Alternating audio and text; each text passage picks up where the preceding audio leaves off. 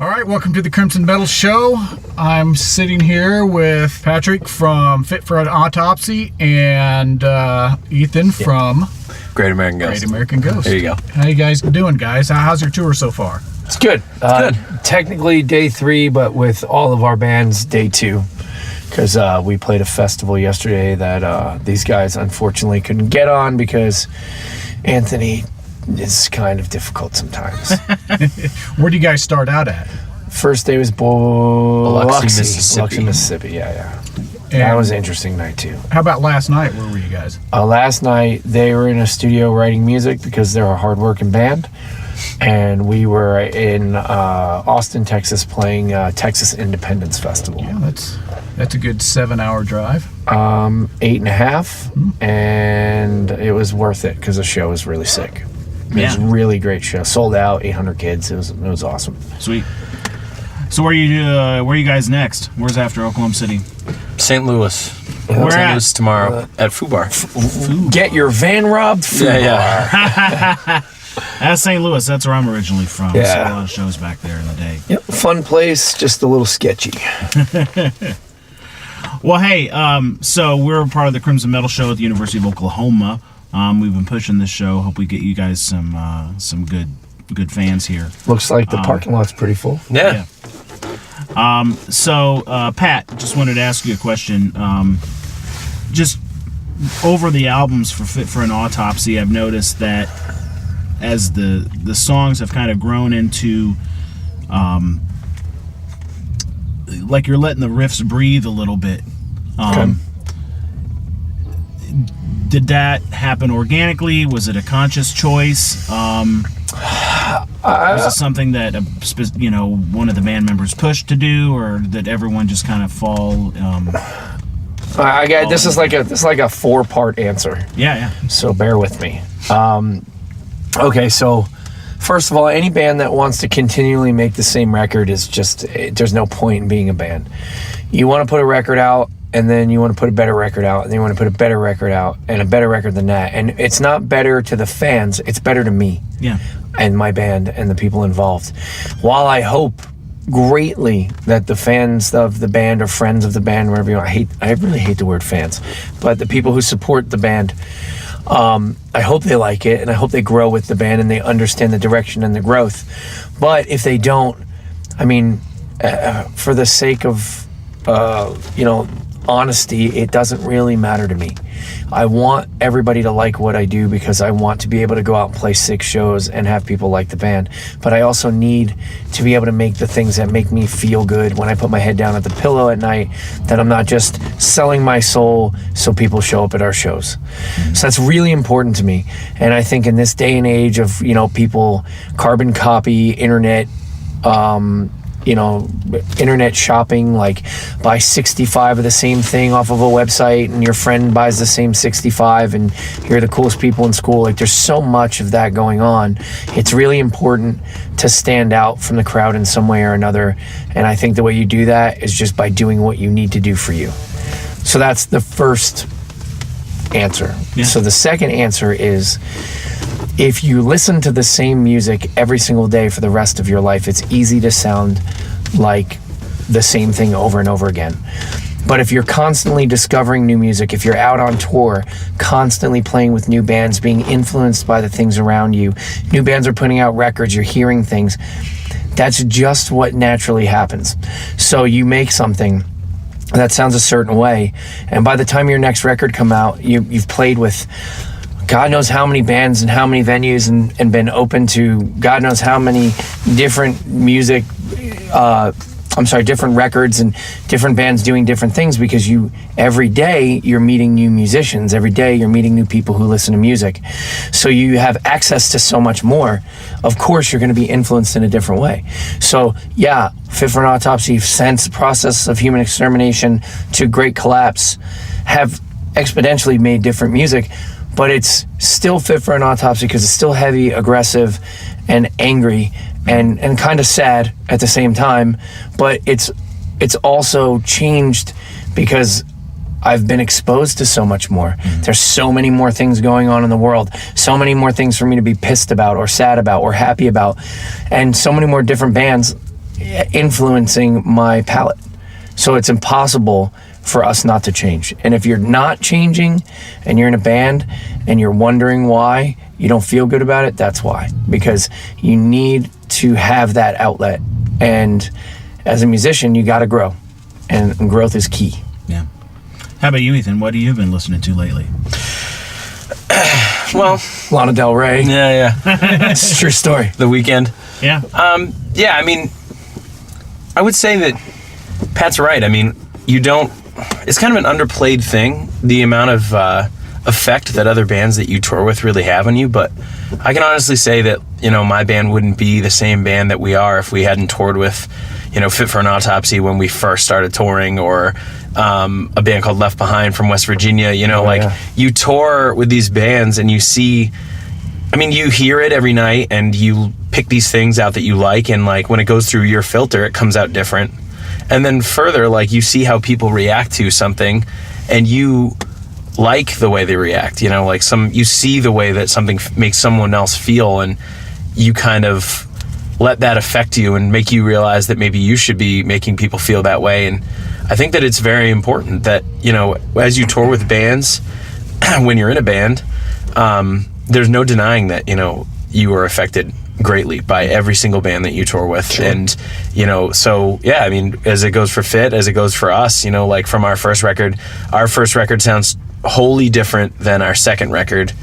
And that's because we toured with all the bands that we toured with, Fit included. So yeah, I think that that's a very important part of being in a band. And like Pat said, if you aren't changing, then you're probably breaking up. Yeah.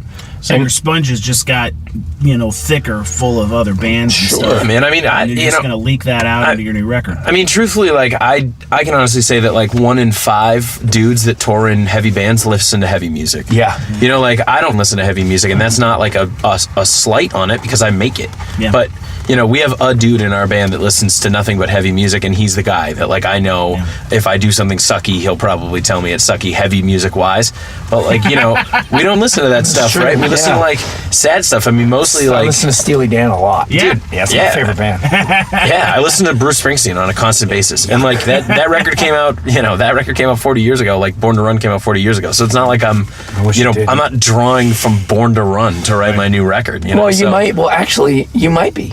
Because your lyrical content could really be interesting. Because as much as I don't like him, he's a great lyricist. Right. So, that's the thing. Like, you might not be influenced by the guitar riff. You might be influenced by the guitar sound. Right. Or you might be influenced by their how aggression. How big the drums sound. It doesn't have to sound the same. Or the way they deliver, like the punch that they have as a band. It's not necessarily about stealing a riff. Sometimes it's about stealing a feeling or the way that a song makes you feel. I want to make people feel the way that this song makes me feel. Yeah, exactly. That's exactly. And I love Slayer and I love old metal, but I also love Gojira and Meshuggah. Mm-hmm. And people say it all the time. We can hear the influence. And I'm like, yeah, well, of course, because this is like my jam. You know what I mean? I love like it. An homage. Yeah, and how Without can I? Ripping. Well, no, there might be a little bit of plagiarism. I have never sat down and listened to a Gojira song and been like, let's do this. But I'm sure that there's something about the big thing now is the harmonic scrape. That noise that people, and I love it, and I love doing it. And the first time I heard it was not Gojira, just so everyone knows. Pantera, Dimebag makes the coolest noises of all time. Like that, he was doing that then, and so Gojira was probably influenced by him or somebody else who stole it from him, and it's just. It's all one hand washes the other, man. And we're all in this together on some level. Like maybe we don't all love each other, maybe we don't get along, but we all have the same goals. So it's if I ever put out the same record, like just stop listening to my band. And it's over. And to answer your question, I've been listening to a lot of Taylor Swift. All right. Yo. When you guys, she my baby. She is beautiful. Sorry, baby. She is beautiful. When you guys were kids, when you dreamed about being in a band, what were you listening to then? What gave you that first initial inspiration to do this? What was that first band that made you realize that you wanted to be in a band that toured? Because there's the first band, right? There's the first one. Like the first band for me was the Clash, right? But the Clash didn't make me want to tour. The Clash was just the band changed my life. The first but band, then there's that band. The first first band for me that I heard that made me want to listen to music on my own Right. was Michael Jackson. Yeah. I feel like Michael Jackson is a steady staple for kids that like music. Like my son loves it. Michael Jackson, right? So, but the first band, now I'm going to date myself. The first band that made me, The Clash is a good one. I'm very proud of you. Thank you. But, my mother's English. Yeah, Cro-Mags, man. Ooh. When Age of Quarrel dropped, my God, I bought that record. 1986 was a real interesting year for music because Rain and Blood and Master of Puppets came out for metal, and that knocked me on my bottom. Hell but yeah, it did.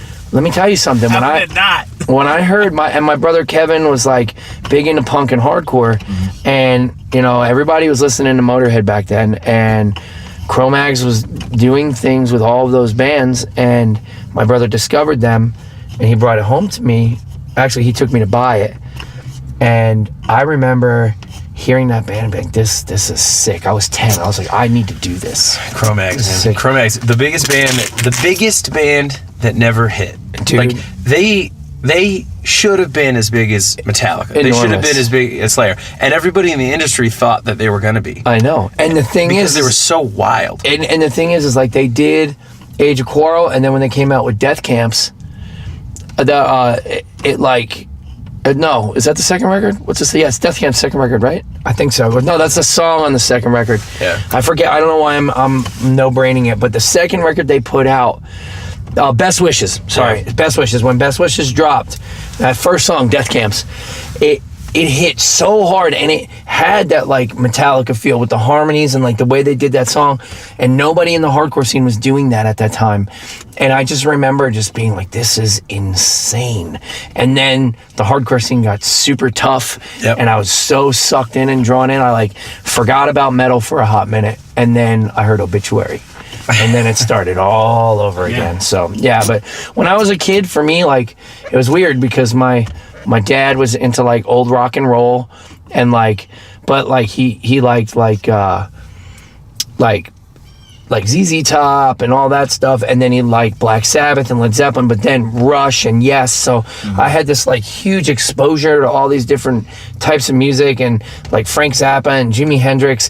And my mom loved Motown and Marvin Gaye, and like she loved disco. So I had this real open thing where everything was exposed, and my brother Kevin was into like punk and hardcore. My sister was into hair metal. Like I got a healthy dose of everything. Like I love Cinderella.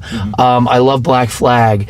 I love so many different kinds of music. And then once I started being able to go to shows at like 13, like cut school on Thursday, sleep in the train station in New York City on Friday, go to CBG or go to Coney Island High on Saturday, CBGB's on Sunday, and then go back to New Jersey, go to school, and then get out of school and go to the Melody Bar in New Brunswick on Monday, because Monday nights they would have hardcore shows there. So that's all I did, and I failed out of school and screwed up my whole life. But here I am in a Jeep. I'm in a Jeep in the back of a club in Oklahoma City doing an interview for college radio. Follow your dreams. I made it, Mom. Yeah, I made it, Mom. No, it's true. We've had this conversation before. Like the band, the first show that you go to, and you are terrified. Oh my God. But you realize that you want to do it all the time. Yeah. Which is like not a normal human reaction, right? Because we're not normal humans, right? We're all wearing black in this car, and we're all weird, and some of us have tattoos on our heads. Hi. Me and Pat. And like I remember seeing, I'm going to date myself because you just dropped Age of Quarrel, but I remember seeing a band called Misery Signals. Yeah. The first time that they ever went on tour. It was before they released Of Malice and the Magnum Heart. And I just like, it just changed my whole life. Like that show was so scary. Yeah. I definitely thought I was going to die. It was with a band called Remembering Never, and that was scary. And it was probably in like 2003 or 2002 or something like that. And it was wild. And I remember going home and being like, and back then in Manchester, I'm from a place called Manchester, New Hampshire. Yeah. So in Manchester, there was this venue called the Bomb Shelter. They used to lock the doors because they thought that was a good idea, right? So you couldn't leave. Yeah. So when they unlocked the door, you leave and you go home or whatever. And I just remember being like, I don't want to leave. I have to do that all the time now. And I felt like I was going to not live through it, but I wanted it all the time. And like, that's your thing, you know, like, and I was probably a freshman in high school. Adrenaline and junkie, I don't know how I made it through high school. Some people race cars. Some people like jump out of airplanes. I dive off of 8-foot monitors into crowds of guys that I hope, and girls that I hope are going to catch me. And like, I stand on stage and spit in people's faces from stage because I'm so enraged at the time that I'm playing this music that I really truly care about, and they are screaming and spitting back and yelling these lyrics, and like, there's this connection that happens that can't be described to anyone. And you know, like, I like rap music, I like hip-hop, I like pop, I like disco, but this is the only genre where violence is an actual part of the genre. And in the grand scheme, there is minimal problems. But you go to a hip-hop show, which I love going to, and you step on some dude's sneaker, and there's going to be a problem. But at this place, some dude can run up, crack another dude, come right back and be like, yo, man, I'm so sorry. And they're going to hug it out, and they're going to keep doing what they do. Yeah. There's some kind of crazy thing involved in that you can't get anywhere else in the world. It's contained catharsis. It's insane. With some kind of like unspoken etiquette. You want to know what it really is? It's a bunch of people that never fit in anywhere, feeling the same exact way at the same exact time, and knowing that the person next to them has had the same realization as them and feels the same, and it doesn't matter. Fitting in by not fitting in. Right. Being the outcast, but having a place to call home with people that maybe you don't get along with all the time, maybe you wouldn't hang out with outside. But I'll tell you what, if a bunch of jocks came in here tonight and tried to start a fight with a bunch of kids at this show, kids that didn't even know each other would make sure that nothing happened, because that's what people like us do. Yeah. And there's a different atmosphere to that. And you know, that's true in the hardcore scene, and it's becoming true in the metal scene now, because everything's blending together with aggressive music. Well, I wanted to ask you about that, because you guys, I mean, I grew up in the 80s. Sure. You know, so I got hooked on Master of Puppets, not too far removed from when it released. Mm-hmm. And you had metal. Mm-hmm. You had hair metal and thrash metal, and then some classic bands, Maiden, Priest, traditional. Ozzy, Dio was still alive, God rest his soul. And I got into thrash, and then the 90s happened, and then death metal happened. Mm-hmm. But you still just, in the really heavy metal stuff, it was just thrash and death metal. Mm-hmm. And then the 90s happened, and then this kind of hybridization started happening, and this kind of, I liken it to like the xenomorphs from Alien. Yeah. You know, and so now you have a genre with core at the end of it. Okay, so let me now stop that you're you. on the other side of this, I'll stop. Growing up with that stuff too, what's your take? Here's the thing. Here's how it happened. Okay, so you had your hardcore bands, which in the early stages are like, you had like Black Flag and bands that sounded like that. Black Flag, Bad Brains, Minor Threat. They were like the first wave. Like, they called Black Flag hardcore punk, and then Bad Brains came out, and in my opinion, Bad Brains are the first hardcore band. They are best band in the world. Incredible band. And and it doesn't matter what you listen to, if you can't get something from that band, you're not paying close enough attention. Mm-hmm. So then you have that band, and then after that happened, you started coming into like the Cro-Mags were very influenced by the Bad Brains, and then you had all these different bands coming out of New York and California and all these things, very kind of specific areas. LA, you had a lot of bands coming out of there. Northern California had a few bands, New York, Florida, Boston had a really great hardcore scene and still does have a really great hardcore scene. Bands like Slapshot, or bands like that are like some of the earlier stuff. Well, Madball's from New York. So you got all these different bands popping out, and then so what happened was you get this first generation, and then you get the second generation, and those were like punker kids that started getting into heavier stuff. So then all of a sudden, like late 80s, that band Possessed like coined the term death metal, and then this thing started happening. And then Obituary came out, and Morbid Angel, and all these different really heavy bands. Death, the whole Tampa sure. scene. Like everybody from Florida started happening, some stuff from upstate New York started happening, and then you have these bands, playing shows together because nobody wanted to book any of these bands. So it was a very like niche kind of like corner market type of thing. And then the early 90s hit and you started getting heavier and everybody started getting heavier. Who's heavier? Who's heavier? And then the mid 90s hit and tough guy hardcore exploded. And bands like Hatebreed started going on tour with bands like Slayer by the end of the 90s. And that's when it happened. When those bands started saying, hey, this band has something to offer, let's take them out. Hatebreed toured with Slayer for like 3 or 4 years straight. And you can't help but be influenced by the bands you're around. So Hatebreed starts sounding more like Slayer. Slayer starts sounding more like Hatebreed. Slayer's tuning down. You know, Hatebreed's got more like fast, like metal influence parts. So now everybody's like, let's make this heavier. And then they go more into the death metal world and they start doing heavier vocals. There's less high-pitched screaming and yelling and more growling. And then you get bands like Remembering Never and Unearth and all these bands that are taking like Swedish influence and bringing breakdowns into it. And then all of a sudden, it just overspills, and you have where we're at today. Everyone is influenced by everyone. Mm-hmm. Anybody who's in a hardcore band that the singer is doing any kind of low vocal, that is influenced by the metal world. And anybody who is in a metal band that has a chuggy, riffy, like mathy breakdown, other than bands like Meshuggah they have a calculator in their guitars. Like you are a hardcore band that's influenced by metal. So instead of worrying about like genres, and let's just worry about like what fuels you to do what you do and what makes you feel a certain way. You know, everybody says you're a deathcore band. Well, okay, we're a deathcore band, but are we a cool band that you want to listen to? Yeah. You know, you're a metalcore band. Well, sick. Well, whatever. Like, I mean, look at bands like E-Town Concrete. Like, they were one of the first bands, I feel like even maybe before Limp Bizkit, to take hip-hop and really fuse it with like a metally hardcore kind of thing. And now that's even its own kind of thing, own genre. You know what I mean? Like, there's a lot of bands doing that now. So it's all progression. It's the same thing we were talking about. You're influenced by what's around you. Yeah, I feel like the best thing that could possibly happen is just that all those genres are just completely made obsolete. You know, like it doesn't really matter. You know, like in the grand scheme of things, like how we all break it down to each other is irrelevant. You know, like there are these certain people that like really break down genres. You know, like, well, you're more of a slam band than a metalcore band. It's like, I don't know what any of that means. Like, I don't know what any of that means. So realistically, like maybe just look at it like, how do you explain it to the person that serves you at the diner? Like, you're weird. What do you listen to?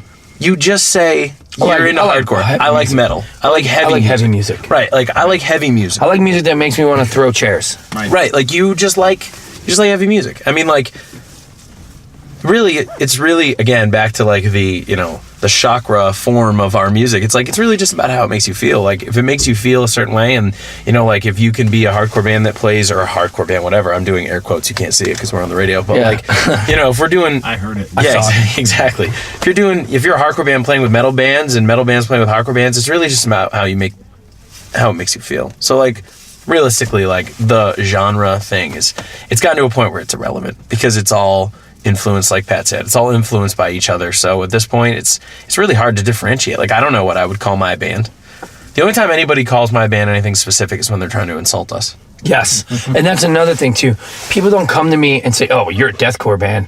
Like, cool. Like, awesome, man. I'm stoked for you for being a deathcore. They come to me because they think it's going to hurt my feelings, or they want to categorize us a certain way.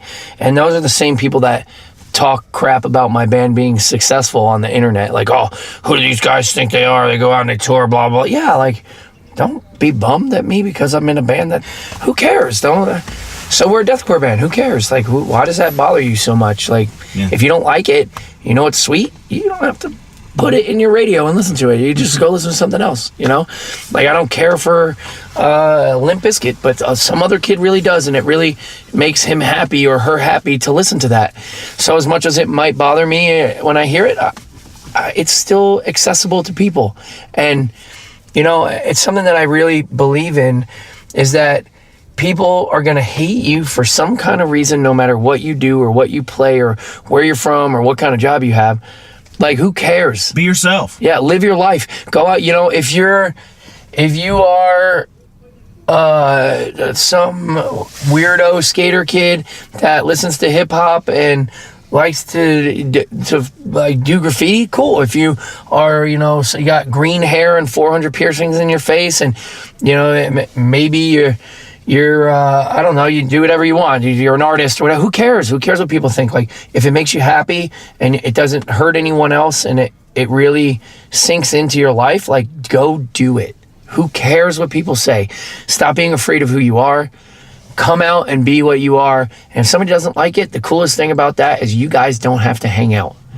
And that's it. And that's the end of the day. So too many people are worried about what's cool and what's not cool. You know what's cool to me? Sitting in a Jeep in a parking lot with one of my very good friends doing an interview with two guys that give a about their local scene. And if everybody loves this interview or they all hate it, it was cool for me. So well, it's cool for us. Yeah. And you can't make everybody happy. That's You just right. can't. No, you want to know what? You can. You want to know how you make everybody happy? Shut up. Like, There you go. cha-ching. Like, I'm a very obnoxious, loud, sometimes come off as an arrogant person, but the truth of the matter is I support everybody's right to be what they are. I don't care if you're black or white or gay or straight or trans or what you do. Whatever your life is, whatever makes you happy, if you're religious or not religious, if you love the same things I do or you hate it all, if that makes you happy and you're not hurting anyone and you're living a decent life and it really truly makes you happy and it's who you are, then go do it. And don't worry about what your neighbor is doing. Don't worry about where your neighbor is going. As long as they're not hurting anybody, then let them live their lives. Who cares? It's 2018 and our country's got enough things to worry about than what music genre I'm playing or who I'm making out with. Like, none of that is anybody's business. Go be proud of what you are. And if you don't like what somebody else is doing, then don't be around that person and go live your life somewhere else and shut up. And that's it. And then everybody's stoked. Yeah. Everybody's stoked. Who cares? So, where can our fans, we're hoping to turn some fans onto your bands, actually. And so where can they go to find your material online and the not? For us, we're all over it all. And I believe that Great American Ghost is also all over it all. I would imagine iTunes, Spotify, YouTube, all the typicals. And then Instagram, it's Gag Boston, G-A-G Boston Ours at Gag Instagram. Boston. Yep. And ours is Fit for an Autopsy at Instagram. And Facebook is facebook.com/Fit for an Autopsy official. And what's your Facebook? Facebook.com/Great American Ghost. That's it. Right. Very simple. And, if you like our band, cool. And if you don't like our band because you actually gave it a listen, that's sick too. But don't just talk. Go out and listen. Give it a chance. And if you don't like it, I respect you for listening to it and making your own choice. So that's the most important thing for me. And I think that should go for any band. If you love it or hate it, I'm good with either one as long as you actually gave it a chance. So thank you to everybody who takes a minute to go check out what we do. Awesome. Where are you guys going next? After Tomorrow is Foo Bar in St. Louis, and then we play Subterranean Chicago, Max in Lansing, Michigan, and then I think we hit a date in Pittsburgh. I can't remember the club. And then we play New England Metal Fest. And then unfortunately my friends in Great American Ghost are not coming to Brooklyn with us, but we go, and us and Yashira and a couple of other bands from the East Coast are playing at St. Vitus in New York City, and Brooklyn, New York, rather. In Brooklyn, New York. And you guys play where in New York? Canal, New York. It's like upstate. Okay. We have a show that day. And they have a show in Canal, New York, so you can probably find that on all of their Instagram, Facebook information. All right. Well, guys, thank you for joining us, and good luck on the tour. Thank you. Oh, yeah. Thank you for having us. Yeah, it means a lot to me that you let me bring Ethan up here too. That's real cool of you guys. You joined in. Yeah, Thank you. Thank you for just having me. so Appreciate you it. people in college radio world know, I dragged Ethan over here because I felt like it would be really cool to have my friend, who I actually really like aside from being in the band, with me to talk to you guys. And your local radio hosts here were kind enough to do that. So that sends really cool things about them. So Yes. support their show. That's really sick. Hell yeah.